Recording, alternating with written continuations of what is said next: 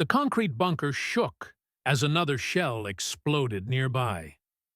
Dust cascaded from the ceiling onto Heinrich Savello's machine gun. His hands trembled slightly as he adjusted the MG-42's position. The barrel gleamed in the dim light filtering through the gun port. 3 days had passed since Field Marshal Rommel's inspection. The Desert Fox had peered through this very aperture. His eyes had traced the overlapping fields of fire. Satisfaction had crossed his weathered face. "This beach will become their graveyard," Rommel had declared. The words still echoed in Savello's mind. Outside, darkness blanketed the English Channel. Not a sound disturbed the peaceful night. No hint of the catastrophe approaching with the dawn. In his breast pocket, a letter crinkled against his uniform. His girlfriend's words promised faithfulness. She would wait for his victorious return. "The invasion will find their grave here," he had written to her. "We will drive them back into the sea within hours." Such confidence seemed reasonable then. The Atlantic wall stretched before them like an impenetrable barrier. What Savello could not imagine was the scene 12 hours hence. Empty shell casings would surround him. 13,500 spent rounds scattered across the bunker floor. His gun barrel would be warped beyond repair from continuous firing. Tears would stream down his face as he stared at the impossible sight beyond his position. An invasion fleet so massive, his mind would simply refuse to process what his eyes witnessed. Later, he would claim to have inflicted between 1,000 and 2,000 casualties. Historians would question these numbers. Total American losses at Omaha Beach from all causes reached approximately 2,400. The mathematics of German defeat were about to be written in shocked testimonies from the wrong side of history's greatest amphibious assault. 2,400 miles of fortifications snaked along Europe's coast. From Norway's fjords to Spain's border, the Atlantic Wall represented the most ambitious defensive project in military history. German propaganda had declared it absolutely impregnable. Hitler himself had proclaimed its invincibility. 17 million cubic meters of concrete had been poured. 1.2 million tons of steel had been shaped into obstacles and reinforcements. 58 divisions of varying quality manned these positions along the Norman coast. The preparations at Omaha Beach alone justified German confidence. Military historians documented the extensive defenses. 8 concrete bunkers commanded the approaches. 35 pillboxes dotted the bluffs. 4 artillery positions covered the beach sectors. 18 anti-tank gun emplacements created killing zones. 45 rocket launch sites provided additional firepower. 85 machine gun nests interlocked their fields of fire. 6 mortar pits completed the defensive network. The beach had been transformed into a carefully planned slaughter ground. Below the high water mark, 3,700 obstacles waited for landing craft. Belgian gates jutted from the sand like steel teeth. Czech hedgehogs created barriers of twisted metal. Wooden stakes topped with teller mines promised instant death. Behind the beaches, 6.5 million mines had been planted in defensive belts. Rommel had wanted 60 million mines. Colonel Ernst Goth commanded the 916th Grenadier Regiment nearby. His calculations showed impressive defensive firepower. 4 artillery batteries could deliver 120 rounds per minute into the beach sectors. Combined with neighboring units, massive firepower could concentrate on any landing attempt. These calculations assumed unlimited ammunition supplies. This assumption would prove fatally flawed. June 5th brought weather that seemed to guarantee German safety. Luftwaffe meteorologist Walter Stuber in Paris had declared invasion conditions impossible. Wind speeds reached 20 to 25 knots. Waves climbed to 6 feet in height. Low clouds hung at 500 feet altitude. Stuber used data from U-boats and weather stations across the Atlantic. His assessment assured the High Command that poor conditions would persist for at least 2 weeks. Based on this confident forecast, many senior officers departed their posts. Rommel himself left for Germany on June 5th. He planned to celebrate his wife's birthday.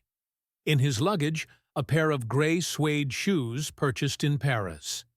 General Friedrich Dollmann commanded the 7th Army. He ordered division commanders to attend war games at Rennes.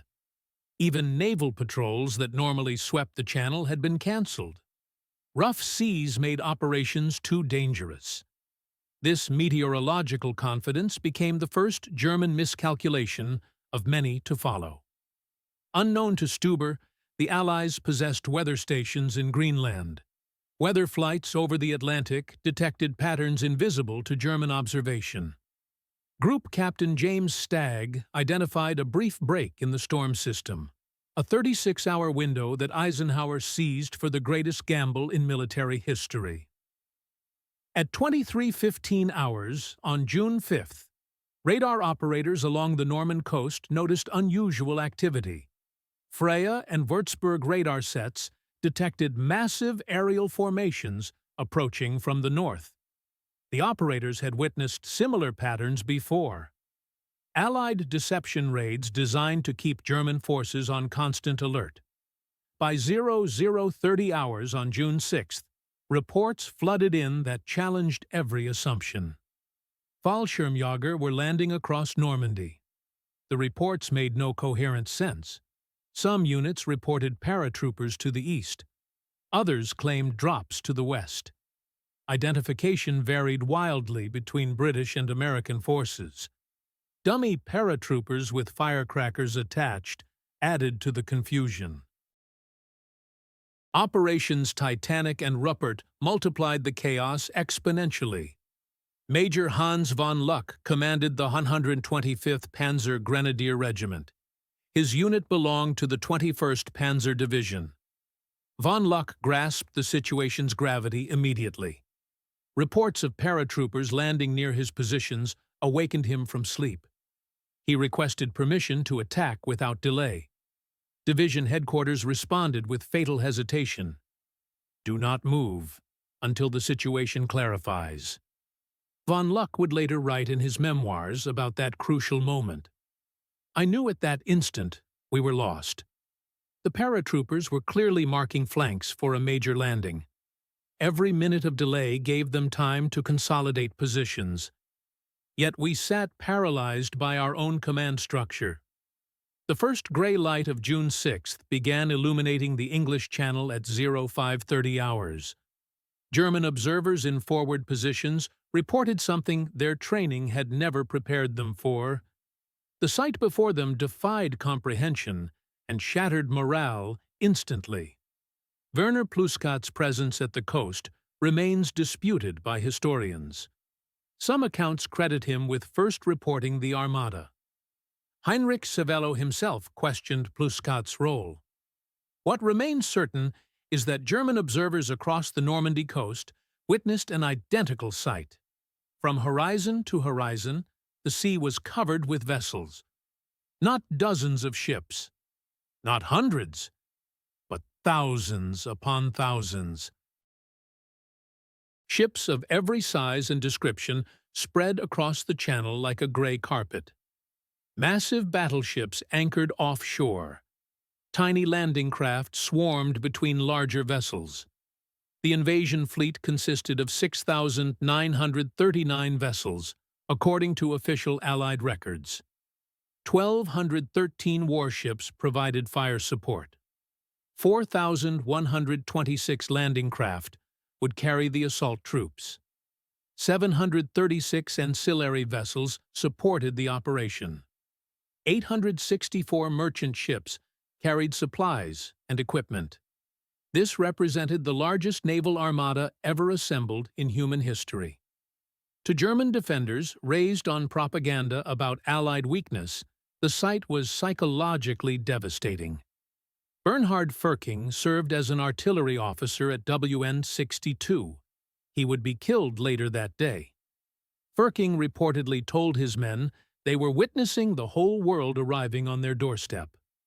The comment captured the German defenders' sense of overwhelming odds. At 05:35 hours, naval bombardment commenced. Nothing in German defenders' experience had prepared them for what followed. The Eastern Front had been savage. RAF raids had been terrifying, but this exceeded everything in scale and intensity. The battleship USS Texas fired 255 14-inch shells at Omaha Beach. The bombardment lasted 34 minutes according to Naval History and Heritage Command records. HMS Warspite opened fire at approximately 05:00 hours.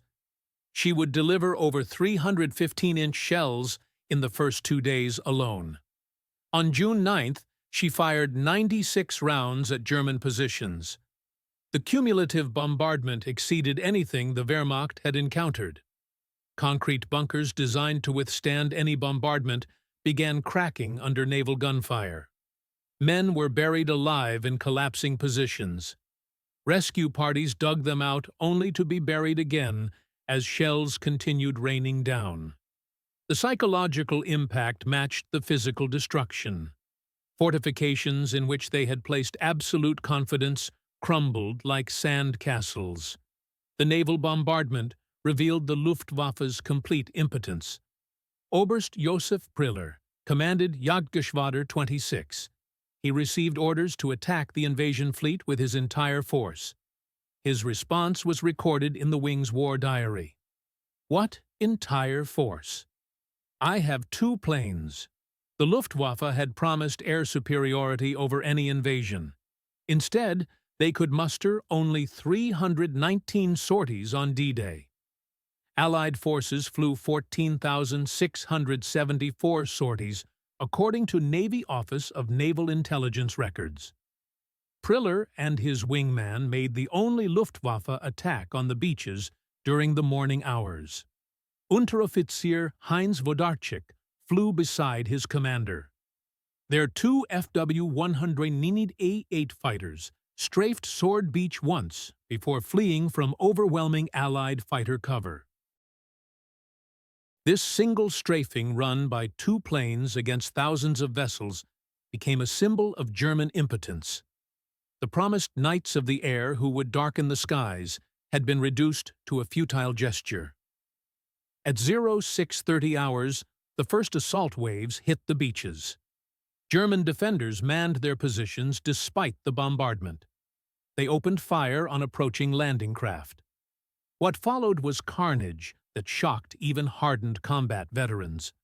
Heinrich Savello began firing his machine gun at 06:35 hours. His position at WN-62 was one of the few undamaged by bombardment.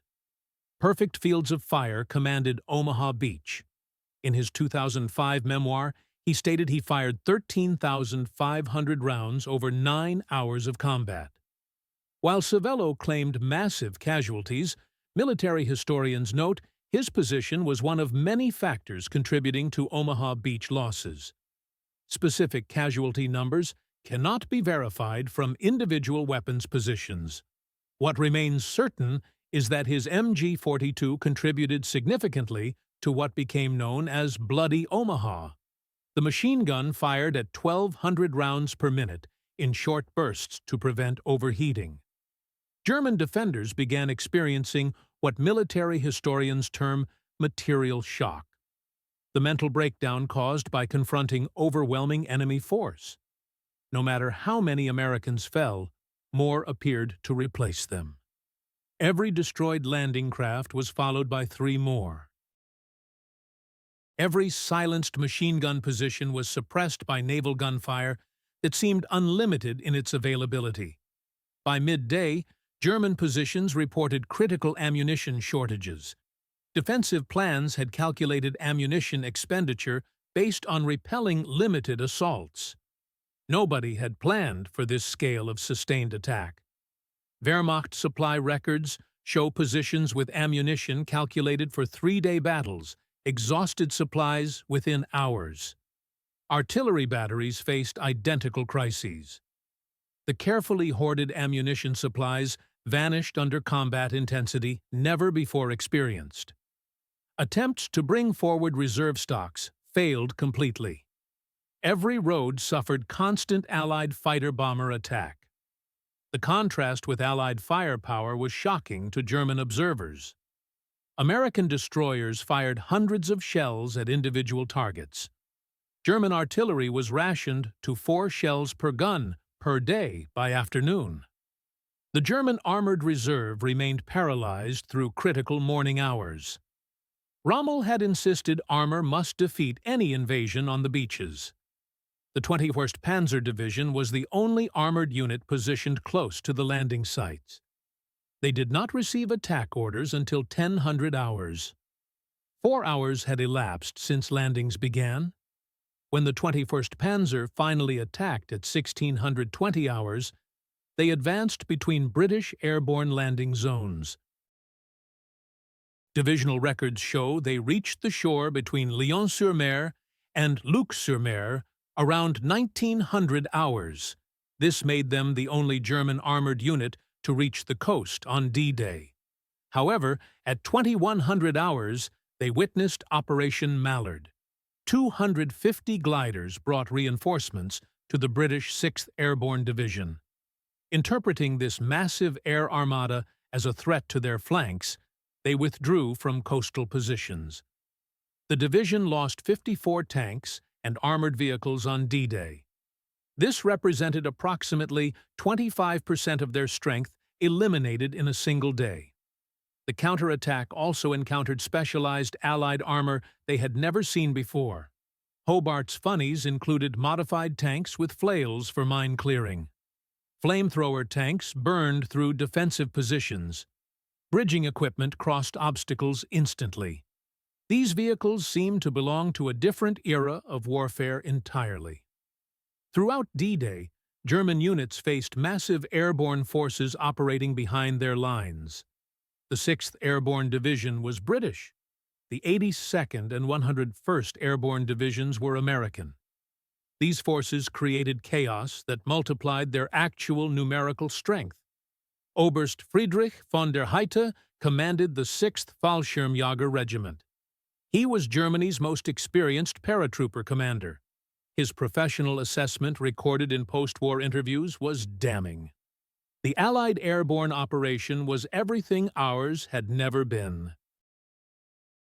Massive, coordinated, and continuously supplied. We dropped battalions while they dropped entire divisions. Single aircraft supplied our forces while endless streams of gliders and transport planes supported theirs. Paratroopers appearing everywhere paralyzed German responses. Units refused to move, fearing ambush from unknown directions. Others fired at shadows in the darkness. Sometimes German soldiers fired at their own men. The confusion multiplied German problems exponentially as coordination collapsed. Allied aircraft systematically destroyed German communication lines. French resistance activated by coded BBC messages cut telephone cables throughout the region. Destroyed relay stations eliminated radio communications. Allied electronic warfare units jammed remaining radio frequencies. General Lieutenant Max Pemsel served as Chief of Staff for the 7th Army. He attempted to coordinate defense from headquarters at Le Mans. His war diary records increasing frustration as contact with forward units disappeared completely. By noon, entire divisions had vanished from the communication network. Individual unit commanders made isolated decisions without knowledge of the larger tactical picture. As darkness fell on June 6th, surviving German defenders assessed their situation. The impregnable Atlantic Wall had been breached in multiple locations. The Luftwaffe had essentially ceased to exist over Normandy. The Kriegsmarine managed to sink 1 destroyer, USS Corrie, while losing 15 E-boats and numerous smaller craft. The naval exchange demonstrated complete German inferiority at sea. General Lieutenant Wilhelm Richter commanded the 716th Division. His unit bore the brunt of British assault forces. His report to 7th Army Headquarters was devastating. Division combat strength 35%. All coastal strongpoints lost. Artillery 90% destroyed. Enemy advancing inland at multiple points. The statistics told a story of complete tactical failure despite individual acts of heroism. In a single day, German forces suffered casualties equivalent to a major battle. Meanwhile, Allies continued landing fresh troops, as if D-Day was merely the beginning rather than the climax. Throughout the night of June the 6th to 7th, German units attempted to regroup for counterattacks. These efforts revealed the full extent of Allied material superiority. Every German movement was detected by radar systems. Parachute flares illuminated advancing forces. Artillery and naval gunfire destroyed formations before they could engage Allied ground forces. Hans von Luck's Panzer Grenadiers were finally released to counterattack. They advanced toward Sword Beach under cover of darkness. According to his memoir, they were immediately illuminated by parachute flares. Devastating fire from destroyers offshore followed instantly. It was like daylight conditions, he wrote. Every vehicle and soldier became visible to enemy observers. Shells arrived from the sea with perfect accuracy. We lost half our strength without seeing a single enemy soldier. Allied reinforcements continued landing throughout the night. Artificial mulberry harbors were already under assembly. Supply ships anchored in organized rows offshore. The invasion was transforming from assault into permanent occupation. German reinforcements attempting to reach Normandy encountered complete interdiction of movement. Every road, railway, and bridge suffered constant air attack. Wehrmacht transportation records show units that should have reached the front in one day required up to 2 weeks. The 2nd SS Panzer Division, Das Reich, was stationed near Toulouse. They took 17 days to reach Normandy, a journey that should have required 3 days maximum. They arrived having lost 30% of their vehicles to air attacks. Not a single shot had been fired at enemy ground forces.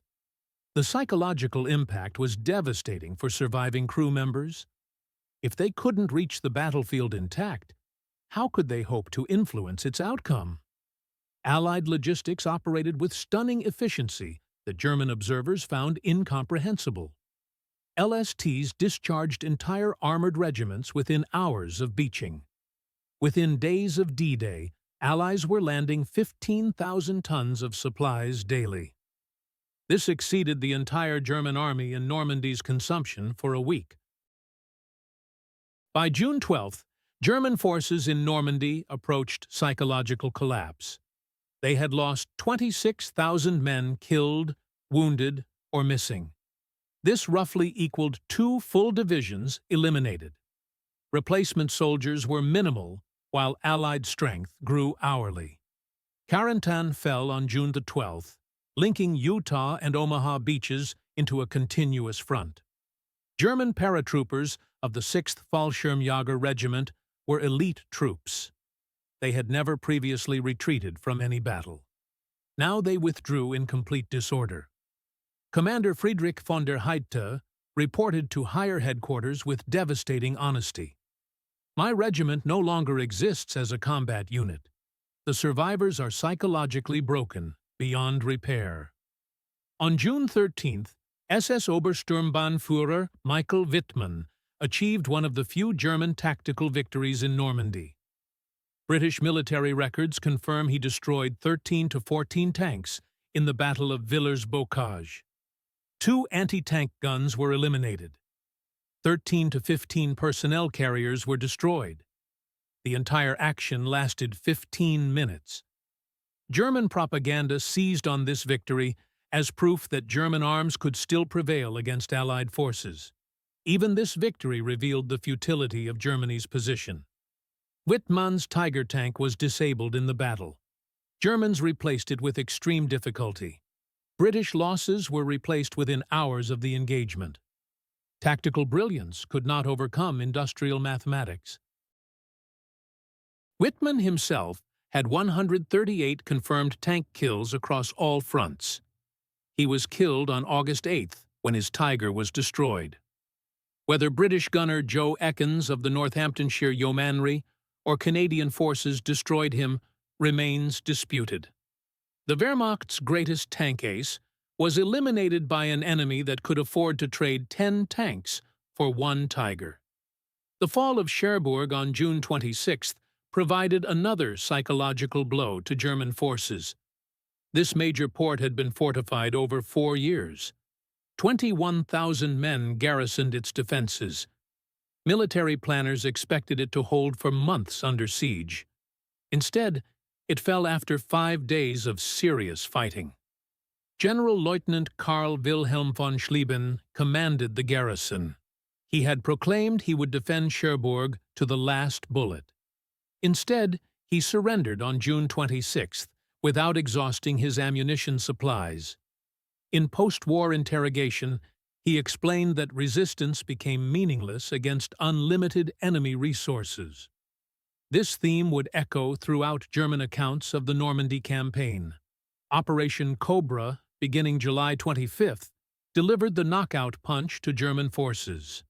Official U.S. Army Air Force records document the preparatory bombardment. 1,503 heavy bombers participated. 380 medium bombers added their loads. 550 fighter bombers completed the aerial assault. Over 4,100 tons of bombs fell in a concentrated area. The target zone measured just 7,000 yards wide and 2,500 yards deep. General Lieutenant Fritz Bayerlein commanded Panzer Lehr Division. His report to Army Group B was devastating. "My division is annihilated beyond recovery. The psychological effect on survivors is indescribable. They are no longer soldiers, but broken men who cannot function." The bombing was so intense it killed Lieutenant General Leslie McNair. He was the highest-ranking American officer killed in the European theater. McNair was observing from what was considered a safe distance. If American generals weren't safe from their own firepower, German soldiers had no chance whatsoever.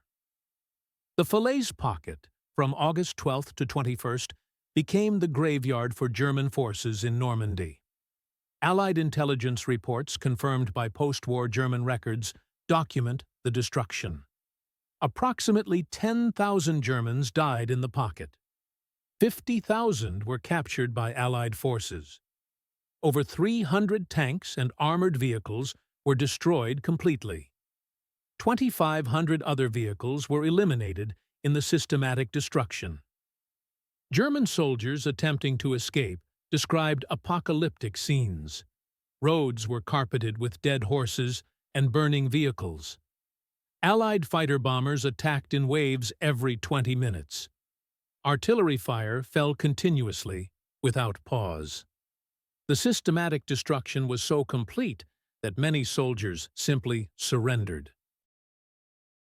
They preferred captivity to certain death in the killing ground. The final accounting of the Normandy campaign tells a story of complete German defeat. German losses from June 6th to August 31st were catastrophic. Approximately 320,000 casualties total. 30,000 killed in action. 80,000 wounded and evacuated. 210,000 missing or captured. 2,300 tanks were destroyed. This represented virtually all German armor in France.